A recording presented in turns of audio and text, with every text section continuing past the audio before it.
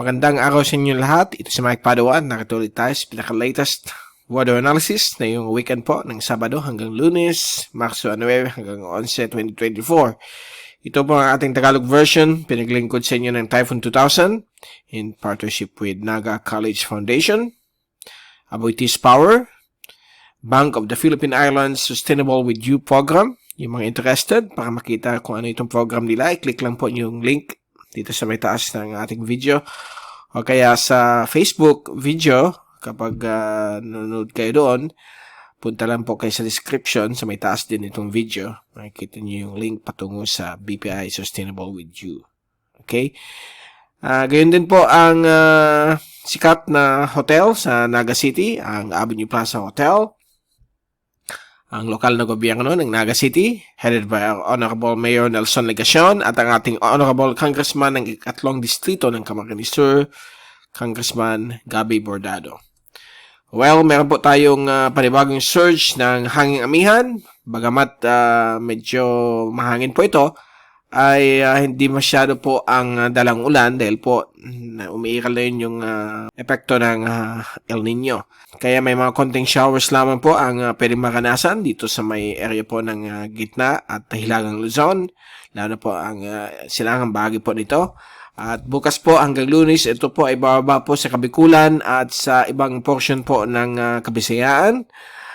At dito naman po sa Mindanao ay magkakaroon pa rin ng mahinang amihan. So, mas nakafocus po ang amihan dito sa Luzon at Kabisayaan. Okay? Ang hangin po ay mula 30 hanggang 55 km bawat oras ang lakas niya. At mostly po mainit hanggang sa makulimlim ang inaasahan pong weather conditions na dala po nitong hanging amihan na may konting mga pag-ulan, lalo po sa may silangan bahagi po ng Luzon at Kabikulan. Sa may Mindanao, may mga localized showers din po dahil po sa local convection at pag-converge po ng hanging hilagang silangan o yung mahinang amihan dito po sa isla ng Mindanao. At sa labas ng ating bansa, wala pa rin tayo natatanawan na sama ng panahon or bagyo na pwedeng magbigay ng pangamba sa ating bansa. So, all clear po for the next 7 days. At sa ating fast animation ay wala naman pong pinapakita. Ito po mula sa University of Wisconsin Tropical Cyclone page. All clear naman po sa ating bansa. Meron lang po tayong kaulapan dito sa may malapit po sa equator, south of Guam. Yung tinatawag po nating near equatorial trough. Dito po sa ating zoom in satellite animation, kitang-kita po ninyo dito ang mga low to mid-level na mga cloudiness o mga maulap na papawirin dala po ng hanging amihan mula sa hilagang Luzon hanggang sa may Kamaynilaan. So, may mga inaasahan pong mga wind showers lalo po sa may silangan bahagi po ng Luzon. Dito po sa Bicol ay medyo mainit pa rin po, although mahangin na. Na-feel po natin pagdating ng amihan. Bukas po may mga inaasahan rin tayong mga maulap na papawirin na may mga padaan-daan pong mga light showers lalo po doon sa mga areas po nakaharap po sa Philippine Sea o sa dagat Pasifiko. At dito naman po sa may Visayas ay manatili pong tuyo at may mga maulap rin na papawirin sa gitna at silangang Kabisayaan, kagaya po ng Cebu, Bohol, Negros, at may mga posibilidad rin ng mga light showers. At dito naman po sa may Mindanao, inaasahan rin po mga light showers dahil po sa mahinang amihan, lalo na po sa may Northern Caraga, Misamis Oriental, Misamis Occidental at sa Zamboanga Peninsula. Okay, at na-feel po natin ang unti-unting pag-alis ng hanging amihan dahil po papasok na po tayo sa tinatawag nating hot dry season. Bagamat po meron tayong El Nino at lalo pa po itong magpapabawas ng ulan sa ating kapuluan. At sa ating wind and pressure forecast mula sa European model, kung sa windy.com, ay nakita po natin na yun, ang hanging amihan. Bumababa na po dito sa may silangang bahagi po ng gitna at hilagang Luzon. Bukas po ng linggo, ito po ay mag-spread po dito sa may Kabikulan at ibang portions po ng Kabisayaan. At sa Lunes naman po ay ito ay unti-unti na pong hihina at mag-shift naman po ang hangin mula sa hangin silanganin. At pagdating ng Martes, Marso 12, ay mukhang magkakaroon po tayo ng kalmado hanggang paiba-ibang at mahirang hangin mula sa silangan hanggang hilagang silangan. At meron na naman pong panibagong surge ng amihan, but short duration lang po ito or short span. At dito lamang po siya sa may bahagi po ng dulong hilagang Luzon, sa may Batanes, Mabuyong Cubao Islands at sa dalampasigan po ng hilagang Cagayan at hilagang Ilocos Norte. Okay? Dahil po sa Marso 13, Miyerkules, ay bababa pa rin po siya dito sa may area po. Manatili po yung epekto ng saglit na amihan. At pagdating po ng Huwebes, Marso 14, ay medyo mawala na po siya at hihina. At balik na naman po tayo sa hanging silanganin. Okay? So, yan po ang inaasahan natin hanggang Marso 14. So, enjoy natin ang nahuhuling kabanata ng amihan. Dahil po hanggang ano na naman po yan, next week or sa katapusan ng Marso. At papasok na tayo sa tinatawag nating hot dry season. Bagamat na ang forecast by next month, hihina na po yung El Nino, balik na sa neutral conditions. Yung epekto po niyan, dahil po climate conditions po siya o climate phenomena, ay magper-persist po siya hanggang sa buwan ng Hunyo hanggang Hulyo. Although, start na po ng tag-ulan, magko-coincide po yan. Medyo mababa pa rin ang mga pag-ulan. At all eyes tayo sa mga posibleng pagbuo ng mga bagyo o mga low pressure areas sa mga susunod na buwan. At yan po ang latest natin sa ating wind at pressure forecast. Sa ulan naman po, ito po yung ulan. So, yan may mga showers sa may silangang bahagi po ng gitna at hilagang Luzon. Bukas po ng linggo, inaasahan rin po itong mga konting showers sa Kabikulan.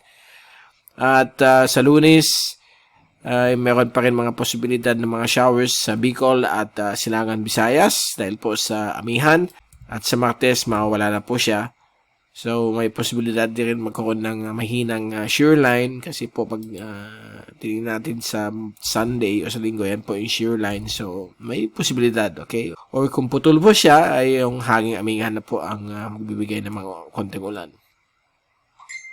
So, sa ating rainfall accumulation forecast for the next 3 days hanggang Lunes, ay inaasahan po natin ang mga konting ulan dito sa silangang bahagi po ng Cagayan Valley at silangang bahagi po ng Northern Quezon, kasama po ang Aurora Province, at dito rin po sa may silangan bahagi po ng Camarines Norte, Camarines Sur, yung Partido District, silangan bahagi po ng Catanduanes at silangang Albay. So yan po ang posibleng makakaranas ng mga konting mga pag-ulan, mga padaan-daan dala ng papalis na pong hanging amihan.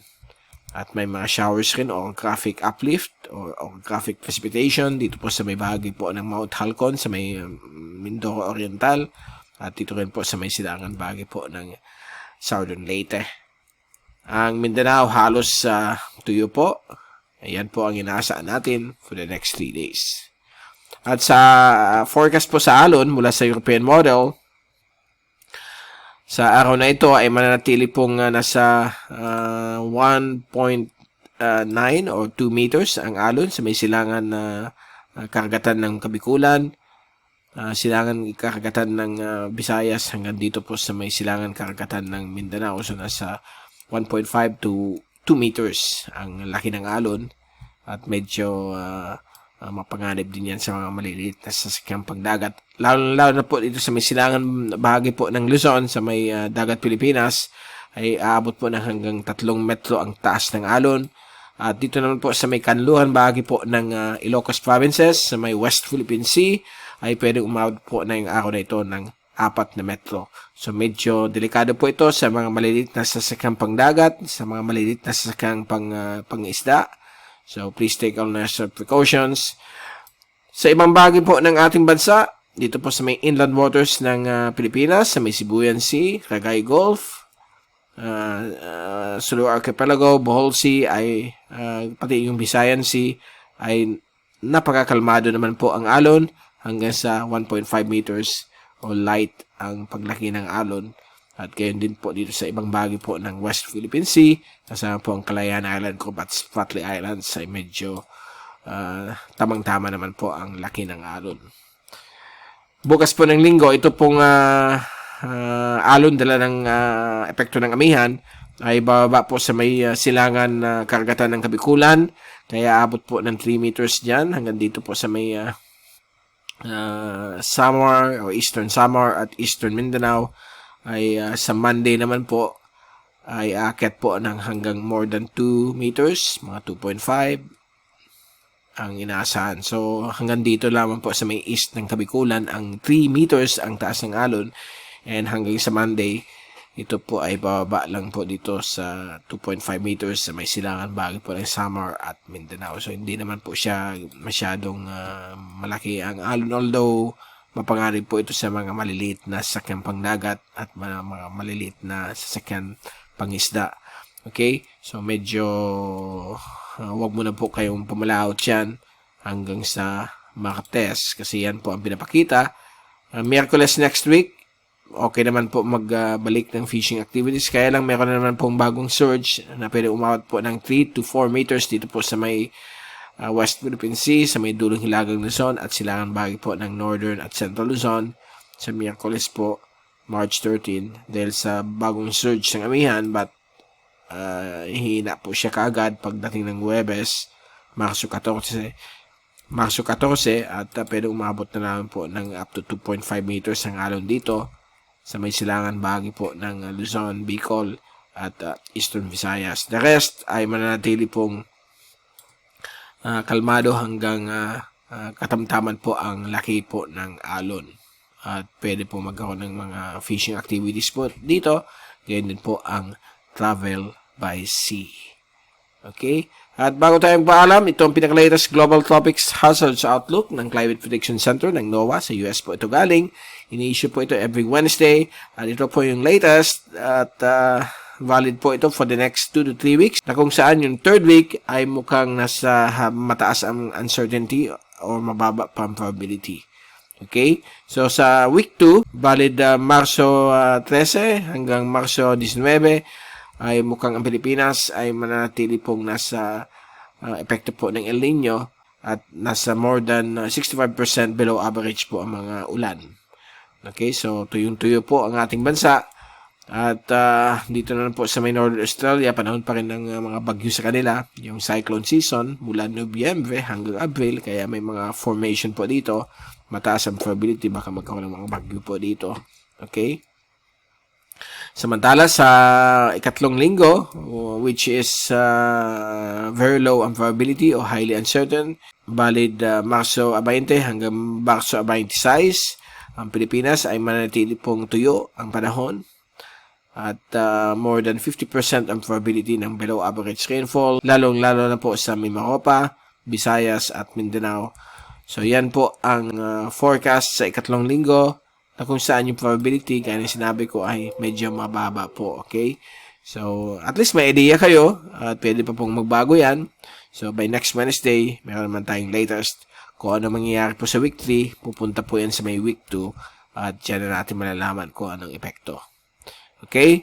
So, yan po. Dyan muna natin, tatapusin ang ating update. At magtipid po tayo ng tubig dahil po yung epekto ng El Nino ay manatili po sa ating bansa hanggang sa Hunyo o Hulyo, although start na po ng tag-ulan yan, still mas mababa po sa normal ang rainfall. Kaya nandyan pa yung epekto niyan. So mag-ingat na lang po tayong lahat. Again, ito si Mike Pano magpapaalam. Mag-ingat po tayong lahat. Be #WeatherWiser. At see you again next week. Maraming salamat po sa pagpunod nyo sa aking channel. Huwag niyong kalimutan mag-subscribe sa ating channel. I-click lang po ninyo yung subscription button dito po sa pinaka-lower portion ng ating YouTube channel. At sa Facebook naman po, follow lang po ninyo ang ating Facebook page. So maraming salamat po at God bless po sa inyong lahat.